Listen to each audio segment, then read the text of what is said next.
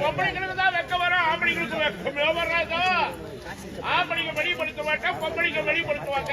இந்த வயசுல உனக்கு வெக்க வருதா? இந்த வயசுமா 50 ஆசை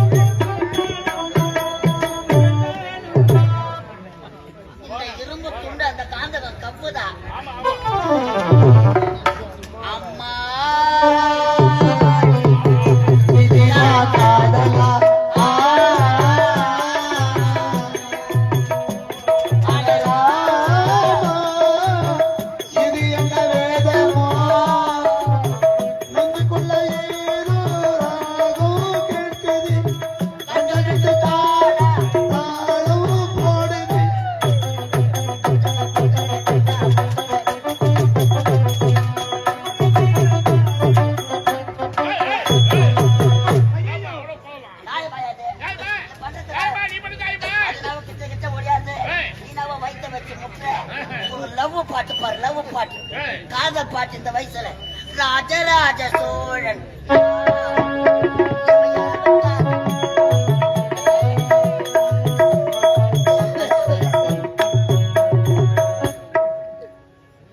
காடு வா வாழ்ந்து வீடு போறது என்ன முட்டி கிடக்குற வயிற்று வச்சு வீடு போதா சுடுகாடு இடுகாடு என்று சொல்லக்கூடிய சுடுகாடு வாவாடு கூப்பிடுதை கையாடு கையாடு வாவாடு கூப்பிடுதா.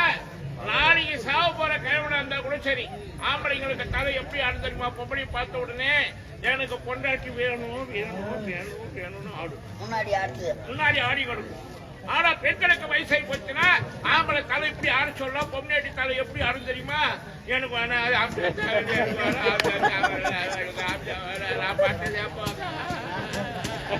அப்படின்னு அங்க ஆடுதோ இல்லையோ என்ன பண்றதுப்பா? அன்பானே அரவணைக்கிறேன். நியாயமா கது தந்து இருக்குது, பொருள் குத்துட்டு வரல. அது 3 தானே? ஏமா கது முடியல? ஐயோ ஐயோ அம்மா சரோஜா தேவியா, குழந்தைக்கு எல்லாம் பாவனத்தான். எத்தனையோ மகாராணிய பாத்துக்கிறேன். இது மாதிரி மென்டல் மகாராணி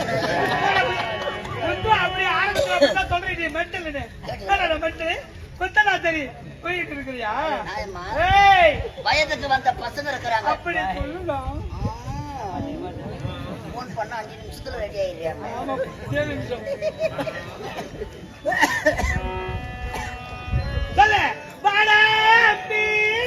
எங்க வரா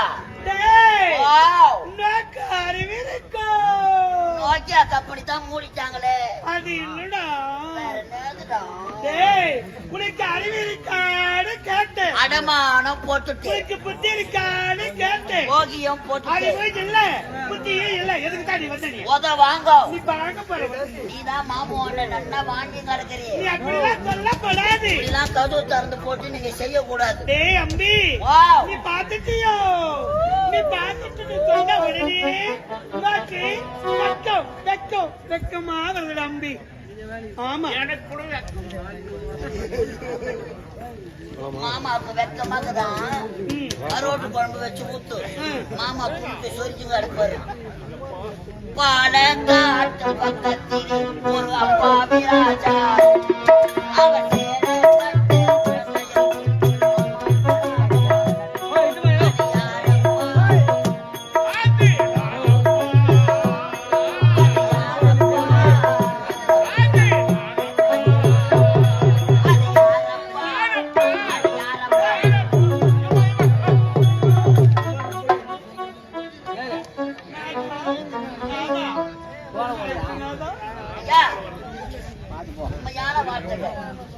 காலையில தாலி கட்டுறான், சாயந்தரம் கோயில் போக டைவர்ஸ் வாங்குறான். மேற்பட்ட காலத்துல மகாராணியை விட்டுக் கொடுக்காத மன்னர், மன்னரை விட்டுக் கொடுக்காத மகாராணி, மனைவி அமைவதெல்லாம் இறைவன் கொடுத்த வரம். அன்பு மரணம் உடைத்தாயே இந்த நாட்டுக்கேற்ற மக்கள் அன்பான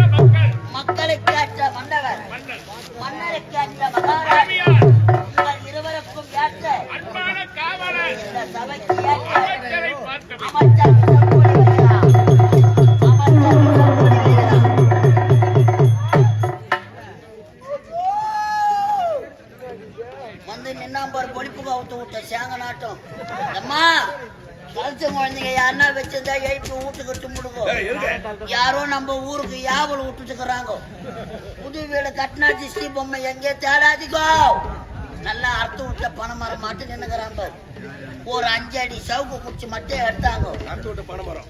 மொனில நல்லா பூரா சீவிய அவன் சூத்துல ஒரு சொருவிய நம்ம ஊரு முக்கூட்டுல என்ன பேசுறாங்க? உன் பெருமையை சொல்லுங்கிற கோபாலு. படியா இந்த அவசர அழைப்பு அண்ணன் வர மாதிரி ஒட்டாரவே சந்திக்கிற அடிப்படை அதுதான் சந்தவாசம். வாழ்க வச்சரே வாழ்கை. என்ன அடுத்த காரணம் என்னோட தெரிந்து கொள்ளலாமா? என்னுடைய மகன் எதற்காக உங்களை அழைத்தேன் தெரியுமா? சொல்லுங்க மன்னா. என் மகனுடைய வருகை எதிர்பார்த்து கொண்டிருக்கிறேன். எதற்காக? நகர்வன செல்கிறேன் அப்பா என்று விடைபெற்று சென்றான் எங்களிடம். வருகின்ற பொழுது பாடசாலையில் படித்துக் கொண்டிருக்கும் தங்கை அழைத்து வருகிறேன். எதற்காக? எதற்காக? தந்தைக்கு பிறகு தனையந்தானே அரசாட வேண்டும். இந்த அரச பொறுப்பை அவனிடம் ஒப்படைக்க வேண்டும். ஐயா அதற்காக தான் அப்பா. அடடடடா. யாருக்கு கிடைக்க விற்பேற்பட்ட பாக்கியம்? உண்மைதானே. உங்களுக்கு பிறகு இந்த நாட்டை என் மகன் ஆள வேண்டாம். எங்கள் கட்டளை உங்களுடைய கட்டளை இந்த ஏற்பாடு செய்யக்கூடியவர்களே நீங்கள் தான். அகற்று செய்து மண்டபம். முடியுங்களா? கட்டளை இடுவதையா மன்னவன் செய்து முடிக்க வேண்டிய கடமை உங்களுடையது. உங்கள் சித்தங்கள் பாக்கி சபை தலையா பாடி நான்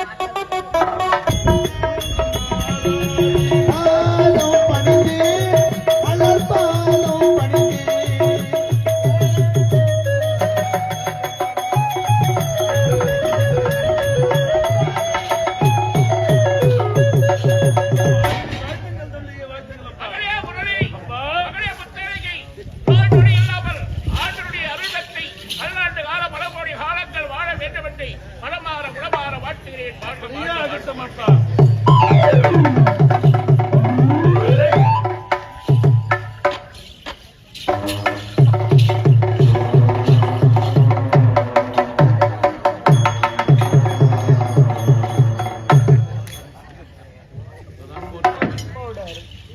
அப்பா நான் கூடிய சீக்கிரத்தில் செத்து விடுவான்.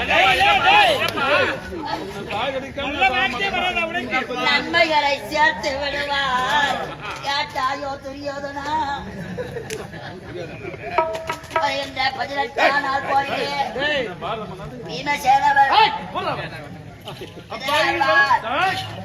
எம்பெருமான் ஜெகவர்ணன் பாஞ்சாலி காரணம் என்னப்பா? பையனுக்கு வேற எடுத்த காரணம் மகளே முரளி, சத்தியமே உயிரனே இந்த நாட்டை சிறப்பான முறையில் ஆட்சி புரிந்து விட்டேன். உண்மைதானப்பா. பழுதான காலமாகிவிட்டதப்பா. தந்தைக்கு பிறகு இந்த தனையந்தானே நாட்டை ஆள வேண்டும். இந்த நாட்டின் அரசு பொறுப்பை உன்னிடம் ஒப்படைக்க போதும். அப்படியா? தங்கள் சித்தமே எனது பாக்கியம் அப்பா. எப்படி நாட்டு பொறுப்பை நான் ஏற்றுக்கொள்கிறேன் தந்தையே. என்னுடைய என்னுடைய திரு கரங்களினால்